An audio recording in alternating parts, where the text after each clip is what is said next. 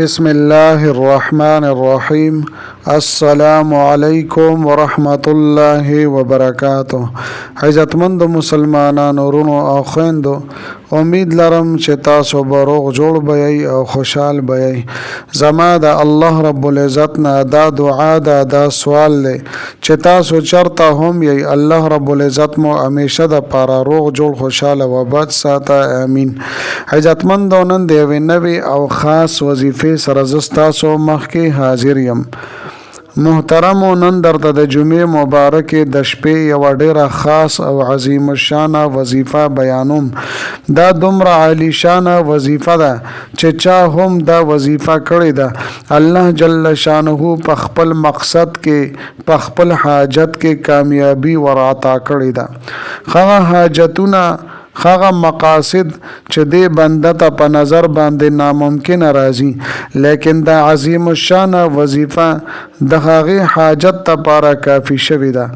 د الله جل شانه په فضل و کرم سره او د دې عظیم الشان وظیفې په برکت سره چې دا ډیره مختصر ترینه وظیفه ده،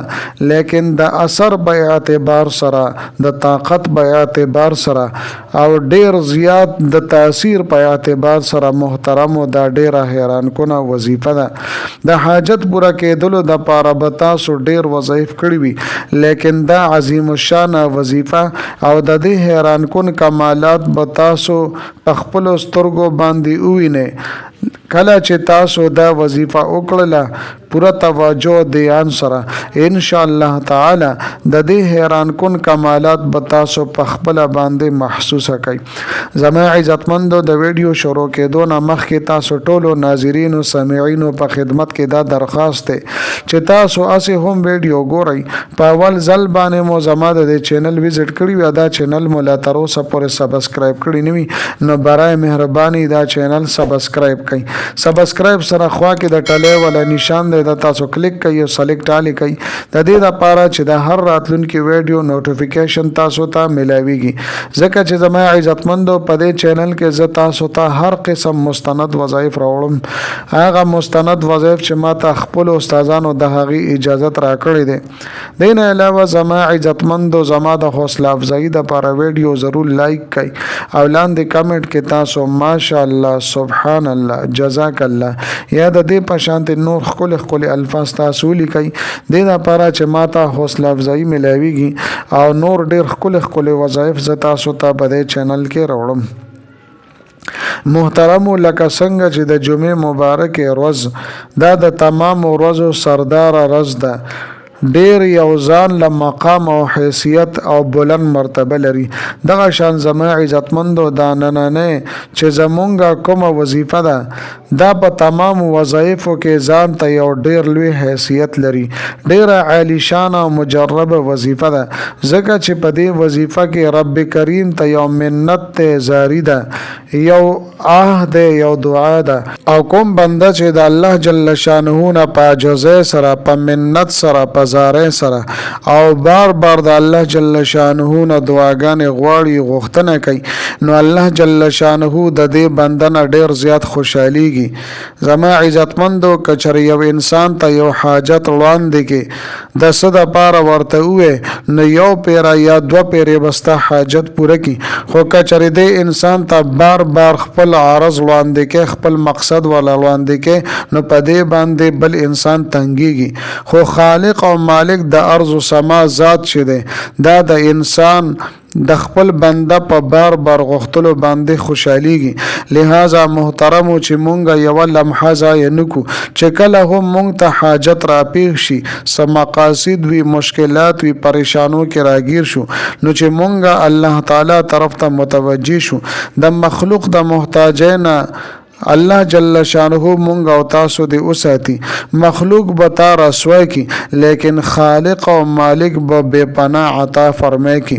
او د داسې زینب الله جل شانه عطا کی چې دستا په وهم او ګمان کې به هم نوي، ستا په تصور کې به دا خبره نه راځي چې کریم رب د کوم طرف نه زما د حاجت پوره کو، زما د مشکل ختم کو، زما د بیماری او زما د تکلیف ختم کو. لہذا زما محترمو، چې مونږ ته صدا سه حالات را پیښ شي نو چې فورا الله جل شانه ته متوجي شو په عبادت سره په ذکر او اذکار سره په وظایف سره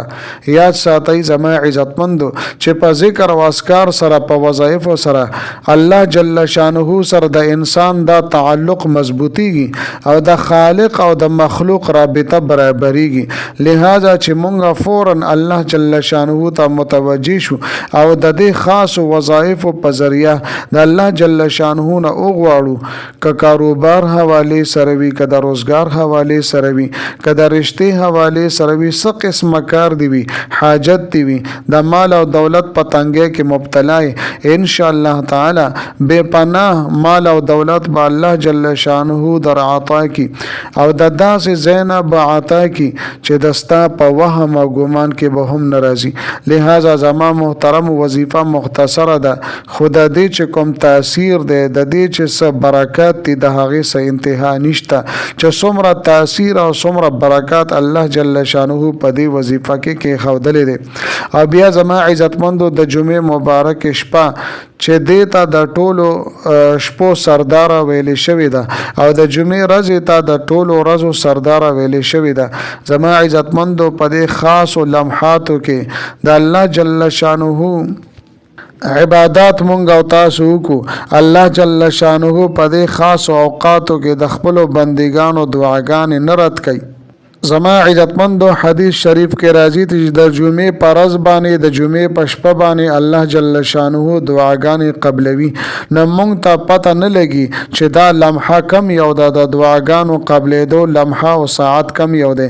لہذا زما محترم چې مونږ په دې کې وظایف کو د الله جل شانه نه دعاګانې وغواړو ان شاء الله تعالی ضرور به الله جل شانه زمونږ د حاجات پوره کوي لہذا که تاسو ته په ژوند کې څه قسمه حاجات را پیښ شي او هغه درته داسې ښکاري چې دا خو ناممکن دي زما د حاجت به څنګه پوره کیږي زما د مشکل او پریشانی به څنګه ختميږي او دا که زما عزتمندو د ژوند کمی حصے سره تعلق لري ان شاء الله تعالی د الله جل شانه په فضل او کرم سره د وظیفه به ورته کافی کیږي زما عزتمندو مونږ ته پکار دي چې 15 واړه وخت منځونو مونږ او تاسو پابندې اهتمام وکړو او دې سره مونږ او تاسو د قران پاک تلاوت ډیر زیات وکړو او زما عزتمند اعظم وظیفه طرف ته مکمل ترتیب او طریقې کار زتا سوتا بیانوم طریقې دا زما عزتمندو کله چې نور ډوب شي او نور خکته شي او ماخام شروع شي نو تر شپې 12 بجو پورې تاسو د وظیفه د عمل کول شي یا بعضی زمونږ رونه خويندې وغه ته موقع په لاسو باندې را نشي موقع ورته ملو نشي نو جمعې پرز باندې هم تاسو د وظیفه او د عمل کول شي طریقې دا چې د ټولو نامخ کې به تاسو طاق عادت کې به درود شریف وایي خدا چې درود ابراهیمی وایي کدرې پیری وایي ک 15 پیری کو و پیری ک یولس پیری بیا به زما عزتمندو د دې نه پس 100 مرتبه سل پیری بتاسو بسم الله الرحمن الرحیم بسم الله الرحمن الرحیم د دې ورته وظیفه بو کوي او ورپسې به 7 مرتبه و پیری بتاسو یا ربنا یا ربنا یا ربنا دا بوای او بیا به د دعا د پر الله سپورت کوي چستازو سم سلام وی د الله جل شانه نه و عاجزه سره توجه انکساری سره په جلا سره په ګلګلا سره به د الله جل شانه نه وغواړي ان شاء الله تعالی الله جل شانه به ضرور تاسو مدد فرمای زما عزتمند امید لرم چې دا ویډیو دا وظیفه مډه زیاته خوښی وي که ویډیو مو خوښی وي ویډیو لایک کړئ چینل سبسکرایب کړئ خپل دوستانو سره صدقه جاریه په تور باندې شیر کړئ ځکه د نیکه خبره خورول شیر کول د صدقه جاریه وي زما عزتمند